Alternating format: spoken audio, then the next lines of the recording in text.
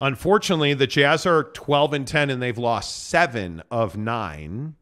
And you say they are who we thought they were. Yeah, I mean, I say that this happens to every team. I say that if you go and you just do a basic YouTube search and pull up the full game recaps, you can take your time, watch the game for what it is, and understand that Jared Vanderbilt and Malik Beasley should not be playing defense together until they figure out how to communicate, right? Like you start to understand that there are basic concepts that they're just not executing on. And again, this doesn't need to be a super negative conversation. Like, it literally just is, hey, you're playing the Phoenix Suns, Jared Vanderbilt's guarding Devin Booker in the corner, and the Suns are smart enough to understand that, hey, we're going to use Book as a distraction, and a guy like Torrey Craig, who, with all due respect, is just a role player, is going to get a wide open dunk because of what Devin Booker did. But see, I don't even have a problem with that. Defense is a learned skill. The thing that I have a problem with is that you're not making the basic play offensively. And my struggle is that now it's very clear, and we played the video last week of Colin Sexton and Will Hardy getting into that discussion on the bench. And we told you, hey, this is absolutely what you want to see. Yeah. This is coaching. This is player development. And now we're getting a far more engaged, far more team-focused Colin Sexton. But now you have to wonder, like, okay, well, what's Jordan Clarkson's role on this team? And you know, like the Jared Vanderbilt thing is very interesting because I tweeted some videos of Rudy Gobert last night. And I'm telling you now that Jared Vanderbilt is rapidly turning into a Rudy Gobert. Now, he's different in that Vando can guard 4 positions, in my opinion. He's not going to guard point guards, but he can guard 2, 3, and 4. I don't necessarily believe that he's a guy you want guarding a prototypical center. That's why I think that the John Collins conversation we've had for months now is really important. But I think that Jared Vanderbilt's a guy that is really hurting you offensively now. There's just no other way to go about this. There's no other way to have this conversation without saying Jared Vanderbilt is very limited offensively. He is not a guy that the other team has to account for on offense. And so I look at some of the combinations and I say to myself, I don't believe that you can have Colin with Beasley and Clarkson. I just don't think that's a combination that works because I don't think there's enough efficiency there. I think we're watching guys play their way into trades. And again, I'm just going to stay with that because we've talked about this since training camp. A guy like Malik Beasley's a hell of a player. And I think there's a lot of stuff out there. I was talking to my Jazz guy on Friday or Saturday, and he was telling me we're going to trade Malik Beasley. It's simply a matter of getting the right time and the right deal to make that happen. Yeah. And I am a big believer that this team will, in fact, move Malik Beasley. I think this team has a lot of guys. I think the only guy that they will not trade of the vet rotation guys, I don't believe that they want to move on from Lauri Markkanen. I think anybody else, including Jordan Clarkson, is available for trade if you want to make the right deal. I think they view Lauri Markkanen as a 1B. He's a guy that can be your second best player on a team that's competing for a championship. And I think that's exactly right. Yeah. But again, I'll just go back to what I said to start training camp. How many of these guys are you absolutely positively married to? Well, there's not a whole lot of guys on this roster that I'm like, yeah, can't do him. You got to have him. Yeah. I mean, I really want to see where Walker Kessler ends up. I think he's already an elite shot blocker. I think the guy is absolutely somebody that I want to see top end on that guy. I want to see what Kessler brings in 2 years because he is a work in progress offensively. I want to see where he ends up in 2 years. I want to see Ochai Agbaji develop into a 7, 8, 9 guy off your bench. Can he be a rotational guard in the NBA in the next 2 years? I need to know that about Agbaji because now I've seen enough where I'm like, okay, this kid can really shoot the three. Yeah. Can he shoot it can he put himself in a place where he gets the opportunity to shoot it consistently at the NBA level? I need to see that. I've already seen more out of Agbaji than I ever saw out of Jared Butler, right? Agreed. So I want to see that. But I know who Jordan Clarkson is. I know who Malik Beasley is. I know who Kelly Olynyk is. I know who Lauri Markkanen is. I know who those guys are. I want to see Markkanen be here, and I want to see Walker Kessler be here. Other than that, you can have them all.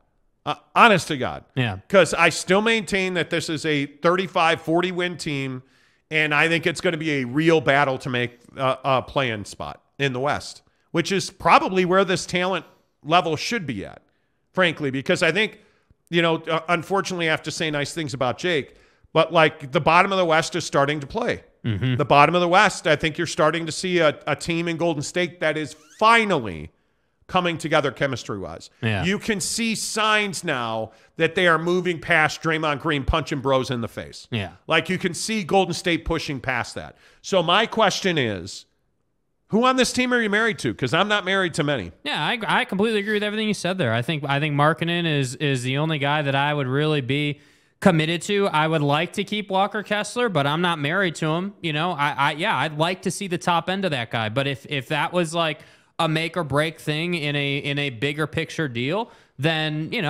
he's going to be involved in that deal. Like that's just where I'm at with him right now. But I look at this team and I look at how they play right now, and it does right now over this stretch where they've been losing more than they've been winning. It does feel like a bunch of guys who have one skill set trying to play as a team. That's kind of what it feels like, instead of guys who can do multiple things who are sort of molding together, And I look at, like, Malik Beasley is a great example of this, and this is why he's going to get traded. He can shoot the hell out of the three, but he can't play defense. He can't. He's not a defensive guy, and that's fine because nobody in the right mind is going to ask him to play a high level of defense. You're going to trade him to a championship caliber team that needs a 40% three-point shooter to come off the bench. That's where he's going to go. And so you apply that same logic to Jordan Clarkson. We've had this discussion many times on the show. You apply it to Jared Vanderbilt right now. My only thing with Vando is I think he's got a lot of developing to do. I think he can become a serviceable offensive player. Like, I think with the body he has and the athleticism he has, he could be a dynamic pick and roll player. Now, he'd have to learn how to pass really effectively, and he'd have to get better at finishing around the rim. But I think he can do that. Like, you're not asking him to shoot 40% from three. You're basically asking him to know where his guys are at on the floor and to just read the situation. So to me, I believe you can develop that kind of guy. But I'm also with you right now. He's hurting you offensively. So that's why I say, let's not get too negative. Let's not get too positive. Let's understand who this team is, right? They're right in that 40-win window. Maybe it's less, maybe it's a touch more, but that's who they are right now. And Danny Ainge and this front office need to get to work on putting deals together now. That needs to happen now. Oh, I think there is no doubt in my mind. There is no doubt in my mind that Danny Ainge has 3-4 deals that he could make today if he wanted to. And we've talked a lot about John Collins, but John Collins is the perfect example of for the Utah Jazz in that this is a conversation that goes back to the summer. Yeah. This is a conversation that goes back to before the Donnie trade, where, you were out there and you were looking for deals for Rudy Gobert. This is one of those conversations with a guy like a John Collins, where I still think there's a deal to be made with the Chicago Bulls. And it'll be interesting to see what the Bulls are after, because I actually think the Bulls are one of those teams that's out there trying to find a dynamic, guy to score inside the paint. Now, I don't know that the Jazz offer that, but I can tell you they offer Malik Beasley, who I know for a fact the Chicago Bulls would love to have. Yes. But what do they have in return? I don't know that they have a whole lot in return to give you. I look at a team like the Boston Celtics. I look at a team like, again, I think one of the best dance partners for this Jazz team is going to be the Toronto Raptors. Mm-hmm. There's a deal to be had with the Toronto Raptors. It's simply a matter of what are the Raptors willing to give up? And right now they're playing well enough where they're probably not willing to give up much. So that deal is pretty limited. The best deal, in my opinion, that is out there for the Utah Jazz is 1A, the Atlanta Hawks and the LA Lakers, because they both want three-point shooting. And I think that the Lakers are going to make a major push in the summer with knowing that you are where you are with LeBron. And again, Anthony Davis is hurt again. I think they're going to trade Anthony Davis. And I think they would like to acquire a guy like a Malik Beasley. And I'm curious to see if they do that this year. and where they end up ultimately going. Because, by the way, the Lakers are a better team when LeBron and Anthony Davis don't play together. Yeah, you got to get back to who you were. Yeah. Like, get back. Like, okay, this is not rocket science. LeBron James is one of the best passers the NBA's ever seen. Like, unanimously, everyone agrees on that. So put him in a position to pass the basketball to a guy that can shoot the basketball. Like, let's get back to, and again, I'm not some, Laker apologist, but the fact is when the Lakers are good, it's way better for the league. And so it would be nice if LeBron had Kentavious Caldwell-Pope still standing in the corner instead of, KCP being with Jamal Murray in Denver, right? Like, it would be nice if LeBron had some assets to work with. And to me, you have to understand, LeBron can still give you 40 points in any given game very clearly, but this is somebody who you want to be 25 and 10, 12 assists. Like, you want him to be a playmaker, not necessarily a scorer. That's what you need to, that's where their problems lie right now. I'd also be looking at the Dallas Mavericks. I mean, I continue to, I'm just going to say again about the Mavericks. They're not making threes at a high enough clip. I think Luka, I think is at 30%. Luka's at 30%, taking 8 threes a game. And they've lost their last 6 or whatever. And the guy that's really struggling is Tim Hardaway Jr., who's taken 7 threes a game, making 29%. I mean, and I wish the Jazz had traded for him last year. Spencer Dinwiddie is carrying that team from 3. And I know that everybody mocked me last year when I said that, but Spencer Dinwiddie is absolutely the guy that you want on your team. But they've got him now. They've got to upgrade. They've got to upgrade Tim Hardaway Jr. And how do you do that? You do that with Malik Beasley. The problem is to your point, you're going to give up some defense because Timmy's actually a pretty good defensive player. Yeah. But if you're Dallas, you'd love to have Malik Beasley. He, in my opinion, right now, him and Jordan Clarkson are your 2 most valuable chips. Mm-hmm. It's simply a matter of how much you're asking for. And I'm telling you, don't drink the juice on they'll never trade Jordan Clarkson, because that, in my opinion, is just not true. I think Danny puts that out there to drive that trade number higher. Honest to goodness, because I think what you saw, and again, Knick fans are going to disagree with us, and I know we have a lot of Knick fans that watch this show. Bro, you look at that Donnie deal not going to New York was absolutely a stroke of genius for Danny Ainge. Yep. Danny didn't flinch, and the Knicks are worse off for it, and the Jazz are better off for it, because you look at what came in that trade. I still maintain that Colin Sexton can be a 20-7 guy in this league.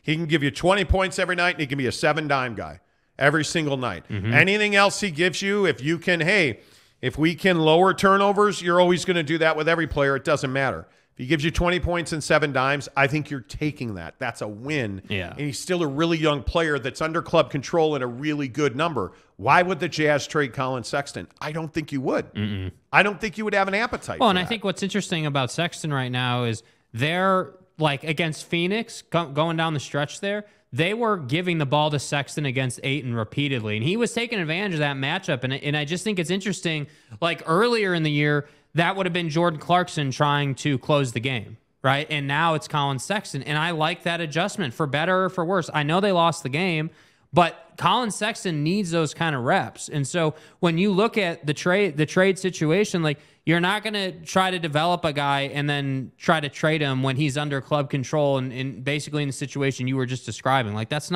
doesn't make a lot of sense. What you need to do is you need to forecast forward and say, okay, Colin can be the 1, right? He can play the 1. Laurie can play the 3 or the 4, depending on who else we go and get. And then Walker Kessler ideally would be a 5, but that is a question mark. We got to develop him. But look at what Dallas did today.